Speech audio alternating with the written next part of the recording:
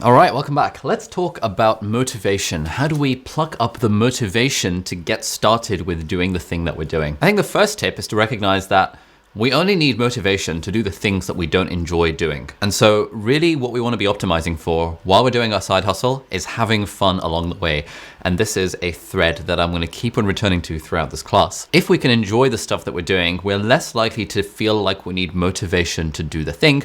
Like we never say, oh, I need motivation to hang out with my friends, or I need motivation to sit down and watch Netflix, because those things are inherently fun. We say, I need motivation to sit down and study for my exams. Usually we need motivation for stuff that is painful in the short term, but useful for us in the long term. And one way of kind of hacking that is to just enjoy the thing that we're doing a little bit more. What does that mean practically? Well, for me, when it comes to sitting down and studying for an exam, or sitting down and, I don't know, doing a coding thing for my websites, I like to have music in the background. I have a Study With Me playlist on Spotify, which has instrumental tracks from The Lord of the Rings and Harry Potter and like the X-Men films. And that kind of just makes studying a little bit more fun. I always try and make sure my desk is clean. I always make a cup of tea beforehand. These things just kind of add up to make the process of getting started with studying or working on my side hustle a little bit more fun. Okay, so what if that doesn't work? Well, there's a mindset shift that I found really helpful over the last few years when it comes to dealing with motivation and getting more motivated. And that is to recognize that motivation is a myth. This is something I talk about extensively in one of my previous classes about productivity, so you should check that one out if you haven't already. But essentially, the idea is that we have this misunderstanding of what causes motivation. The way we want to think about it is we start off with a thought, like let's say the side hustle that we're working on is we want to start a blog and we want to start writing online. So the thought is, I should sit down and write a blog post. The action is sitting down and writing the blog post. And in the middle, we have this concept of I feel like writing the blog post. So it's I should write a blog post. I feel like writing a blog post, therefore I'm going to write a blog post. That is the motivation route. It's an indirect way of trying to get to the thing we want to do by feeling like we want to do it. And there's a fantastic article that I keep on referencing when I think about motivation that genuinely changed the game for me in thinking about this. And it's called Screw Motivation, What You Need is Discipline. So motivation is this thing of, I feel like writing a blog post, therefore I'm going to do it.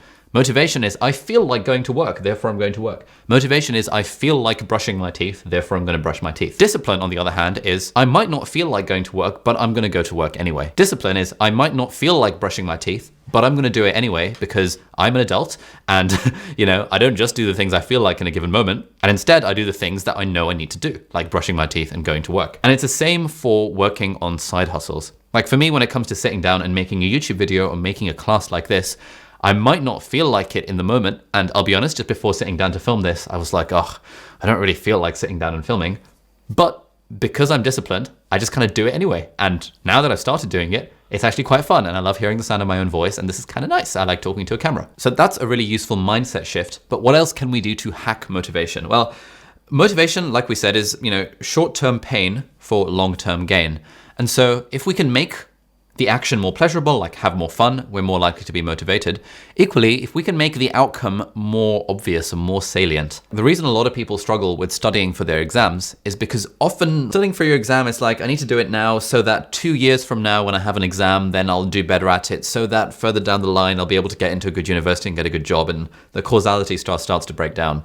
But one of the main insights from the world of effective learning and the world of like high performance is you want to shorten the feedback loop.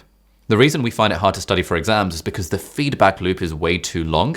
Like the outcome is so far in the future that it doesn't make any difference. Equally, the reason why people struggle to lose weight or struggle to work out consistently is that you don't see the results immediately. If I could do an ab workout and suddenly I had 6-pack abs, I'd be doing ab workouts absolutely every day. Equally, if someone's struggling to lose weight and they do some exercise or stop eating for a day and realize, oh my God, I've lost a decent amount of weight, they're going to keep on doing that and it would be really easy to lose weight. But that's not really how it works. These things all compound over time. And so I have to do like ab exercises and eat well for like 3 months before I see any progress at all.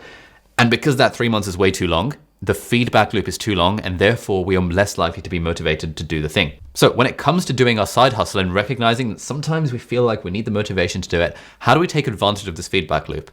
The way I think about it is we want to shorten the feedback loop artificially as much as possible. So for example, let's use our side hustle of starting a blog. Sometimes that can be hard if we're writing like a really long blog post, because we're kind of writing it and then it takes ages to write and then we publish it and then no one's going to read it. But one way of shortening the feedback loop on that is publish shorter blog posts. There's a guy called Seth Godin who's been blogging every day since the 1990s.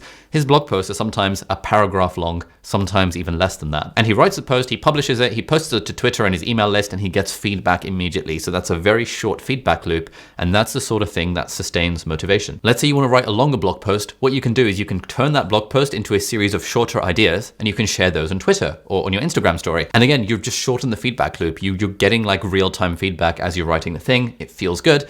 And as Jeff Hayden says in the book, The Motivation Myth, essentially the way motivation works is that it's based on small successes. We do something, we see a small result, and then that fuels motivation to do the thing again.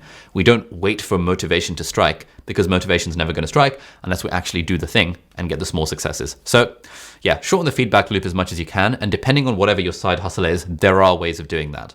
This is partly why I love web design so much, because you make a change to the code and immediately you see the result on the screen. It's a very, very tight feedback loop. Then once you've done a few tweaks, you can like take a photo of that design, you can show it to a friend. It just makes it a lot more fun.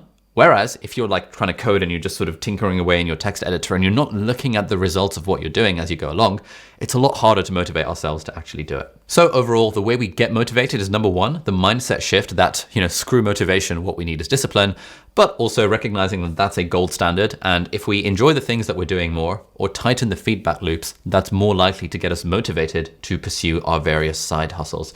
So thank you for watching. Hope you found that useful, and I'll see you in the next video.